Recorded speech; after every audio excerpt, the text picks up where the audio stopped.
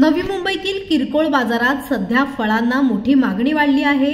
विविध जिल्ह्यातून सफरचंद, सीताफळ आणि पेरू दाखल होत आहेत। तर सध्या सीझन असल्यामुळे दरामध्ये देखील वाढ झाली आहे। तर किरकोळ बाजारात सफरचंद 150 ते 260 रुपयांपर्यंत विकले जातात, तर सीताफळ 80 रुपये किलो व पेरू 50 रुपयांनी विकले जात आहेत।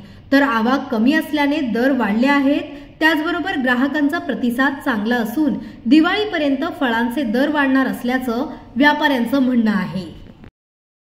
हमारे पास अभी डालम है, एप्पल है, इम्पोर्टेंट एप्पल है, इम्पोर्टेंट पेयर है और रेड ये अपना पेरू है। सबका क्वालिटी अलग अलग है सबका।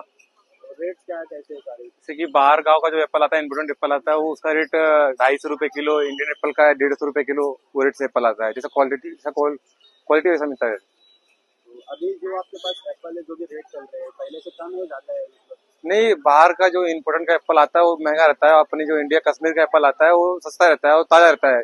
पब्लिक को इंडियन एप्पल खाना चाहिए। बाहर का जो होता है ट्रांसपोर्ट नहीं, उसमें 2-2 महीने पहले से माल आता है। ये अपना ताजा एप्पल आता है, तो इंडियन एप्पल ही खाना चाहिए।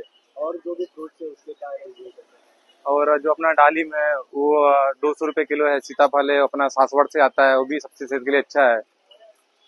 कस्टमर वगैरह कैसे हैं, कैसा रिस्पॉन्स है? कस्टमर का रिस्पॉन्स फ्रूट में अच्छा है। बाकी फ्रूट ही सेहत के लिए अच्छा होता है।